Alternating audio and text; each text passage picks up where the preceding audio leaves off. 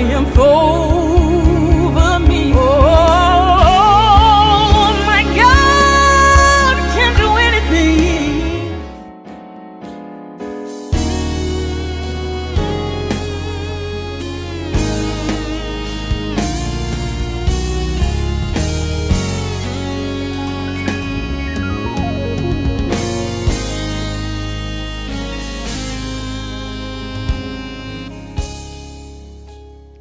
Loss, grief is like losing a part of you, losing an arm or losing a leg.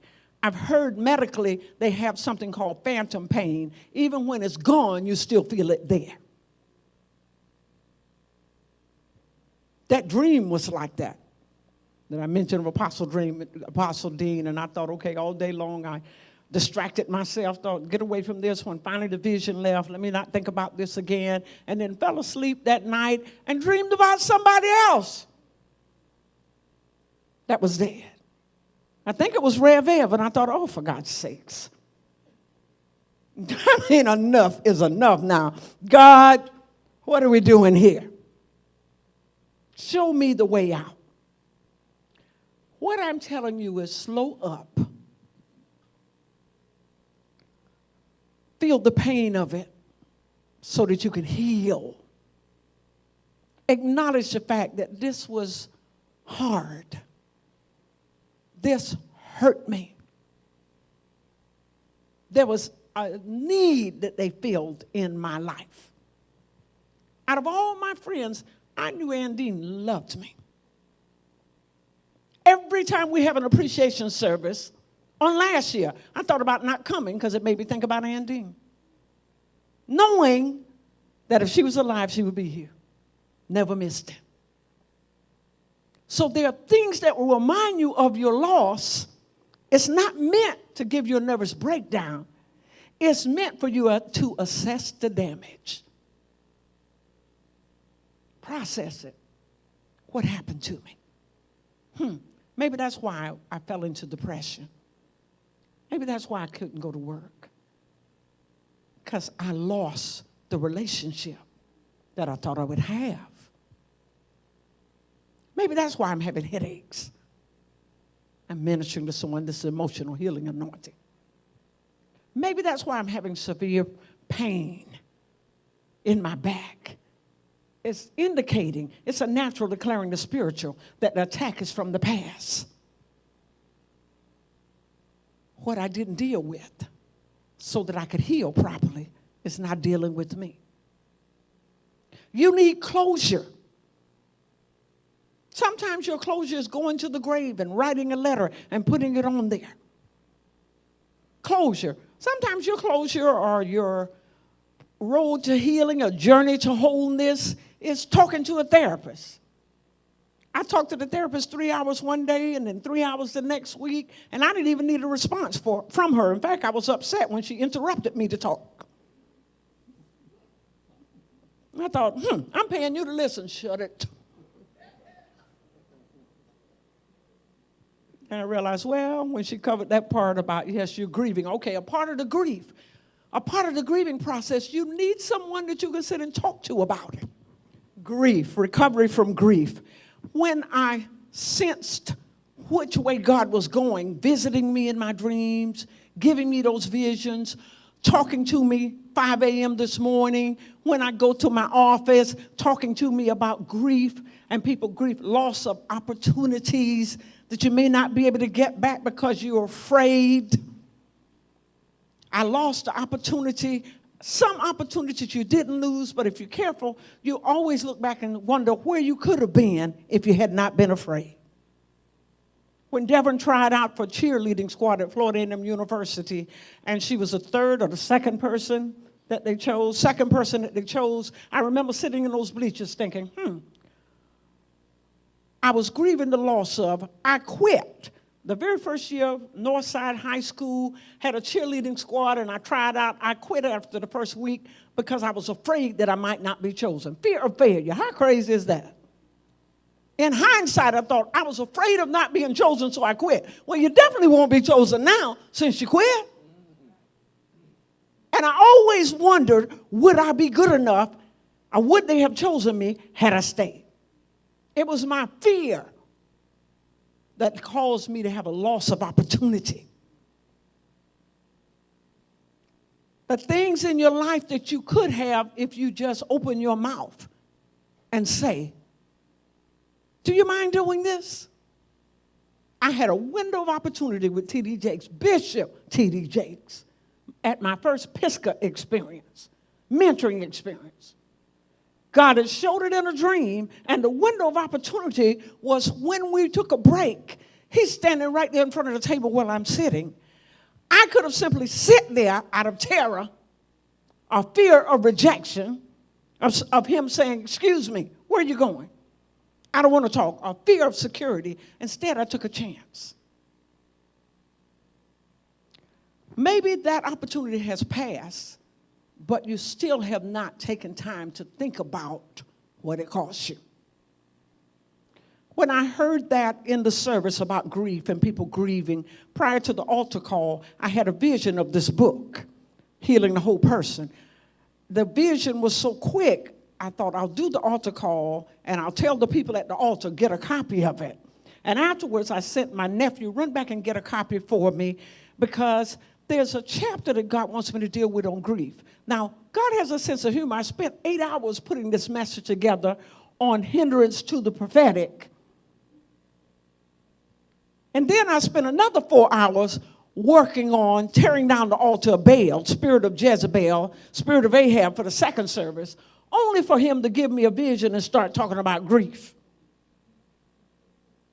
But the Spirit of the Lord was here to meet your need, to talk about what the need was in the house, and to talk to those people that are watching by Facebook. And I hope you'll hit the donate button and feel so helped this morning that you'll donate to keep us on the air, on television. Facebook is free. Television isn't free. Advertisement isn't free. The cost of reaching people, advertisement, of feeding the hungry, and I could go on, giving away scholarships, the kind of things that I like to deal with, women that have suffered through domestic violence. Every year we sponsor a woman at the women's conference, pay for them to fly, pay for them to be on the cruise, pay for them to turn their life around in some kind of way. Every year we've sponsored them from wherever we were. All of that is a part of the ministry of healing the whole person. All of that is a part of, I'm the part of the poster child, the female version of Fellowship Church of Praise, Pastor David Rosier, the male version, the team Horses, writing books, doing certain things so that God will get the glory and so that we can reach people. Being global is very important. So recovery from grief is section 6. I opened the book, and immediately I started turning. I looked at the definitions at first and thought to myself, oh, Lord, am I seeing grief in another book that I haven't written? The reason I can't find it in the definitions and around that, because I'm prone to see the future as well as the present and the past. And while I was flipping through the pages and discovered, oh, well, no, I didn't see that in the future. This is actually what has already been written, recovery from grief. Grief is experience when there is a loss. Say it with me. Grief is experience when there is a loss. Have you lost anything and failed to grieve it? Believe it or not, a loss of money. There were people that lost money in the stock market. I mean, hundreds of thousands of dollars, lost their retirement. So they're having to grieve the loss of what they thought they would have to have a great standard of living. Now they're having to struggle. Thank God that's not me. Ooh, let me pause for station identification. Praise your name, Lord Jesus. Grief is experienced when there is a loss. Webster defines grief as intense emotional suffering caused by loss. Anybody had intense emotional suffering caused by loss? Disaster. Those people that went through Hurricane Katrina, recently the hurricanes that tore up various parts of, hit New Orleans again, hit various parts of Florida. People lost their home. There were houses that were washed off their foundation. So it was a loss of precious memories, pictures that you can't get back. Maybe things that was left by your grandmother, great-grandmother, and now you can no longer get it back. You miss that. And it's okay to miss that. Can you touch someone if you're close to them and say, it's okay to miss it? As long as you don't allow it to kill you or incapacitate you. It's okay to miss the person, but you have to live on. You can experience the power of Healing the Whole Woman 2016, All Women, One Dream. Visit byrosier.org today to purchase a conference t-shirt, mugs, and journals. You can also purchase your copy of the God of My Dreams book, workbook, or CD series.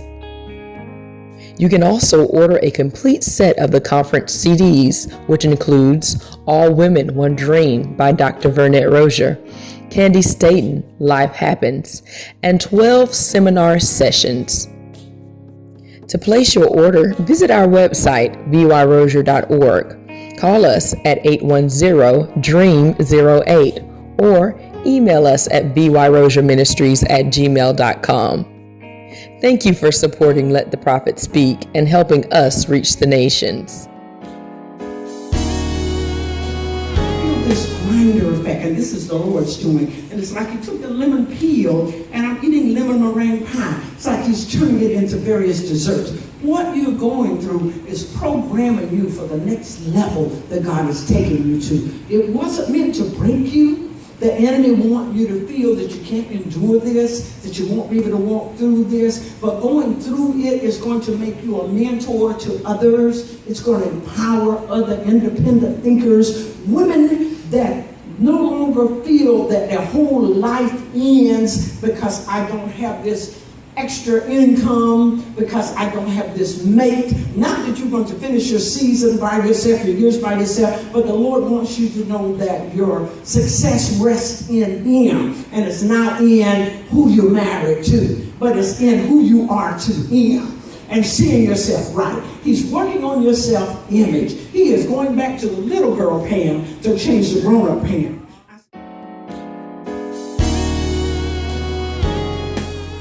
It's okay to miss a job, but you need a job.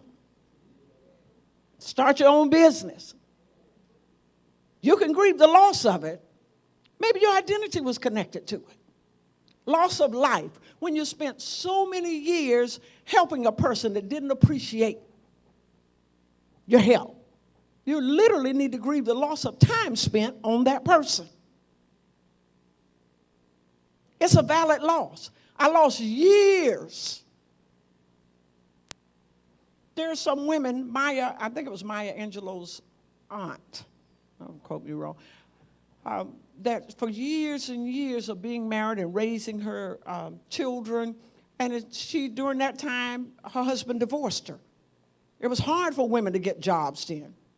She knew she couldn't get a job at the factory. She couldn't do anything about the divorce. And as a result of it, she started her own business making meat pies outside of the factory and selling those meat pies to factory workers until she became independently wealthy. She missed her husband, but she still had to provide for her family. You may miss a friend, but you can't just lock in and decide I won't have any more friends.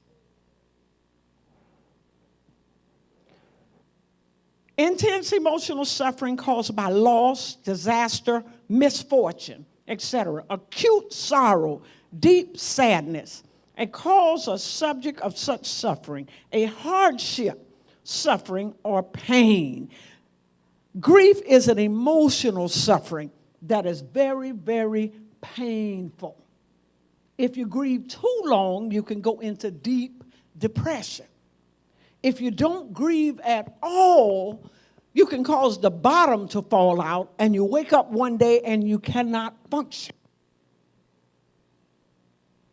That's what happened to me is I woke up and realized, why am I crying? This doesn't even make sense to cry about this. What is happening to me? I had a vision of a garment, and I saw this garment, and I saw a sleeve and a little thread hanging, saw a finger, a hand, like I'm doing this. Grabbed that thread, and when I pulled that thread, the sleeve fell out. But I had the vision standing in the middle of the airport after I left Martha's Vineyard. I'm in the Boston airport and standing there, just left the bathroom walking, and all of a sudden I stood still, looking at a vision, see this thread fall out, see the sleeve fall to the ground, and I heard myself say to Deborah, I'm unraveling. My emotions was telling me where I was. Most people in their right mind doesn't wear a garment that's falling apart. If the sleeve is falling out, what's next? Word of knowledge that came with that vision told me, stop. Whoa, slow your roll. We need to stop, look at this garment, put it back together. We need to rest. I went to the counter, rerouted my flight. Said to my husband, I'm not coming home. He said, you what? I said, oh, no, partner. He said, what about church? I said, it's your church. It'll be there when you get there. That's why it's two of us. I'm going to lay down before I fall down, before I fall apart. How many of you know seamstress know if you just keep pulling, the sleeve won't be the only thing. Then the other part comes loose and the other part comes loose until finally there's nothing left of you. All that from failing to slow up and assess the loss. What did it mean to you? It's okay to feel it. How are you dealing with it? It's okay to ask yourself, how are we going to deal with this? We can never replace the loss of a mother, the loss of a father, the loss of a child. No mother should ever have to bury their child. You can never replace that. But how am I going to live on? Good spouses want you to keep living after they're gone. There is life after divorce. There is life after you lose a job. There is life after failure, after opportunity loss. Ask God for a new opportunity. God, I missed that. But what else can I do? I went to college with a young lady. Well, no, I didn't go to college. She went to Tuskegee University, and she had some hard major. And when she was testing and failed that class, she said, I don't want to live if I fail that class, and literally took her life. And I thought to myself, when you're so tied into, and your identity is tied into, if I can't be a doctor, I don't want to be anything else. She was going to school to be a doctor. Thank you, Lord. If I can't be a doctor, I don't want to be anything else. I don't want to live. We have to look at, I lost this, but what else can I get? I lost this house, but there's another house. I lost this wife, but there's another woman. God didn't make one woman after Eve. I lost this husband, but there are other men. We can't become bitter over the loss. I'm never going to work for anybody else, so nobody else will ever fire me again. And you may not be an independent thinker or disciplined enough to be in your own business, so you need to find somebody else to work for. Can I share a secret with you? Everybody doesn't have the self-discipline to own their own business. Some people have no discipline, so they have to be able to report to somebody to keep them on track. They have to punch a time clock. Know you to your own self be true. I'm not going to get the work done if nobody doesn't stand over my shoulder and say, hey, where you going? That was a long break. 5 hours? You can experience the power of Healing the Whole Woman 2016, All Women, One Dream. Visit B153.org today to purchase a conference t-shirt, mugs, and journals. You can also purchase your copy of the God of My Dreams book, workbook, or CD series. You can also order a complete set of the conference CDs, which includes All Women, One Dream by Dr-Vernette-Rosier, Candy Staten, Life Happens, and 12 seminar sessions. To place your order, visit our website, byrosier.org. Call us at 810-DREAM-08 or email us at byrosierministries@gmail.com. Thank you for supporting Let the Prophet Speak and helping us reach the nations. enters for you. And it looks like you just said, okay, I just need to get Zach out. And now it's like the enemy saying, now what's your excuse? You've got to work on, okay, we need to progress. Christian will be fine. He's going to do well. Some of the snags, some of the things that you went through with Zach, you're not going to see it in him because he's just not even thinking about it. Totally different child. Totally different mindset. Terry will always be Terry, but Gail, I don't know if that's good news or bad. I was tickled just looking at it. And look, I saw him now, and I saw him with a lot of gray hairs, and he's still the same person, just crazy. But having a good time being crazy. The life of the party, but he's just ever a lover of Gail. He could be president of your fan club because he's really into you. You really could do no wrong. The worst thing that can happen to him is the thought of losing you. That's the worst thing. Everything else, he can manage. He can live with that.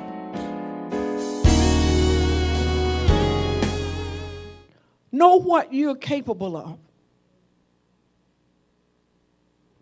Slow up. Look at the loss. Or experience it. Not run from it. Once you experience it, it won't keep circling back and haunting you. Those dreams showed up again, and I realized, okay, I wrote about them in God of My Dreams. I think I wrote about the ending in God of My Dreams. Talked about grief. And then here I talked about grief and healing the whole person. And not realizing I'm talking about the very thing I need to do myself. And then I received a prophetic word from this prophet that helped edit this book, God of My Dreams, and helped me to edit another book. She said, you know what? The Lord spoke to me. I was in church and told me to come out and to tell you that he wants you to write about grief. I'm thinking, I don't want to hear about grief. I want to hear about my brother's going to be okay. At the time he was diagnosed, you giving me a word from the Lord, write about grief. Nobody want to talk about that. I don't want to write about it. I don't want to hear about it. I don't want to be around it. So it shows up in my dreams to force me to deal with what will deal with me. Put your hand on yourself and say, God is doing me a favor. Now raise those hands and say, forgive me. I had a bad attitude. I didn't realize you were making me whole. Spirit, soul, and body.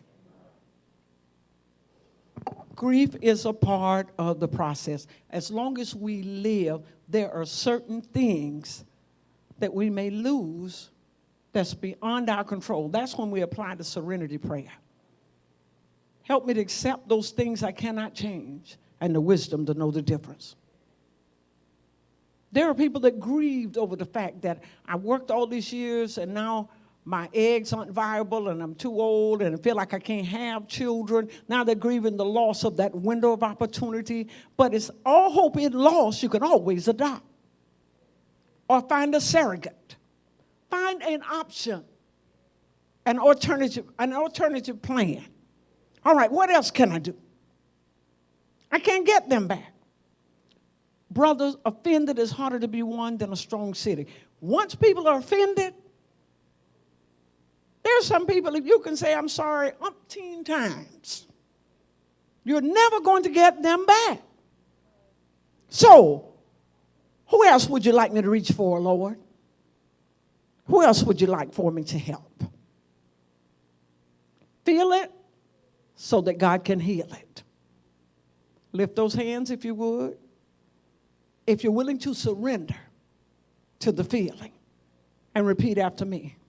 Lord, I'm willing to feel what I didn't want to feel, to process the pain so that I will gain from the loss. Help me to see it. Help me to feel it and not pass out. Walk me through the stages of grief so that I will be made whole. Spirit, soul, and body. Amen. And the stages of grief are also listed in, I just looked at that again in the spirit realm and realized it's in here. The stages of grief is also written in Healing the Whole Person. You go through denial. It just can't be. It can't be real. It'll change. You go through anger. You ever been angry, misplaced anger? You kicking the cat, chasing the dog. Some of you throwing and breaking your stuff and doesn't make any sense because now you got to buy it again. Putting your foot through the wall, now you got to pay to repair the wall. Shooting birds at people riding along. They didn't do a thing. It wasn't nothing about them. It was all about misplaced anger. Because you were grieving. You want to work your way through it until you finally get to acceptance. And you want to pray, God, help me to accept those things I cannot change. Why don't you say that? Lord, help me to accept those things I cannot change. And the wisdom to know the difference. There are some things you absolutely can't change. I don't care what you do. And you need to know the difference. All right, I need to leave them alone. Because I can't change it. My name isn't Jesus. They've got to live with that choice. They did that to themselves. And they're not ready to change. And I've sentenced myself to a lifetime of pain trying to change what I can't change. You're the only person that you can do something about. Everybody else, you need to leave them in the Lord's hands. Will you do that?